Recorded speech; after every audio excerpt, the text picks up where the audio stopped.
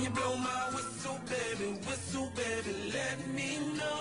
Girl, I'm gonna show you how to do it, and we start real slow. You just put your lips together and you come real close. Can you blow my whistle, baby, here we go. Alors, je m'appelle Frédéric Morin et je suis infographiste à mon compte depuis 2005. J'ai fait une maîtrise d'art plastique parce qu'au départ je voulais être enseignante en art plastique et puis après bon, je l'ai enseigné pendant 5 ans et ça ne m'a pas trop plu, on va dire. Donc j'ai repris des études aux Beaux-Arts de Troyes pendant 2 ans tout en travaillant à côté et après j'ai fait décoratrice et après je me suis mis à l'infographie. Alors j'aime beaucoup dessiner, donc je voulais faire un métier dans l'art et après j'aime bien l'informatique et donc vu la conjoncture, je me suis mis à l'informatique, à l'art par l'informatique. Mon premier travail c'était enseignante dans l'Aube, j'ai fait tout l'Aube, la Marne, l'Aube. Et après, comme très gros travail, j'ai été 11 ans décoratrice à Rond-Point et après à Continent qui est devenu maintenant Carrefour. Dans ce cadre, j'ai fait des banderoles, des décors, des choses comme ça. Pas tellement d'informatique à part la découpe de lettres. C'est seulement ensuite que je me suis mis à l'informatique. Après, je suis partie en Polynésie, donc j'ai travaillé comme indépendante dans l'édition, c'est-à-dire j'ai fait des guides touristiques, des choses comme ça pendant 3 ans. Et après, je travaillais dans une entreprise de cartographie sur Troyes. Ensuite, j'ai fait pas mal de petits travails comme ça, dans une boîte de textile, dans ARMF Accessoires, qui est une grosse boîte d'accessoires moto, de vêtements moto, dans une imprimerie à la Covam, à Rouge de Garance, qui faisait des stickers pour du scrapbooking. Voilà, c'est à peu près tout. Ça existe depuis novembre 2005. Elle a été créée suite à l'entreprise de cartographie actuelle qui m'a demandé de travailler plutôt en indépendant qu'en salarié. Et suite à ça, j'ai fluctué dans cette entreprise. Alors, au départ, c'est une demande de client. Donc, je fais un devis en fonction de ce qu'il veut. Donc, il y a devis, moi je suis déclarée à la maison des artistes, c'est-à-dire que je ne vends pas de produits finis, entre guillemets, je vends ma création artistique.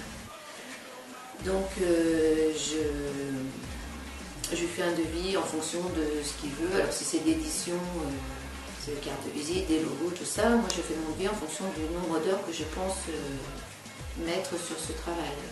Et en fonction du degré de création qu'il y a, s'il y a simplement une mise en page ou s'il y a vraiment un travail artistique à rechercher, des choses comme ça. Ensuite, je lui propose 1, 2 ou 3 propositions selon ce qu'on a décidé ensemble. Après, il me renvoie, je corrige 1, 2 ou 3 fois aussi en général. On essaye de ne pas aller à plus de 3 fois parce qu'autrement ça prend beaucoup trop de temps. Et puis, bon, si c'est d'édition, après je lui propose un imprimeur, parce que je travaille avec 2 ou 3 imprimeurs, donc un imprimeur, et lui paiera directement son impression à l'imprimeur. Voilà, et je donne le produit évidemment fini à l'imprimeur. Ça c'est pour l'édition. Pour le web, pour le web ça se passe de la même manière, sauf que c'est lui qui va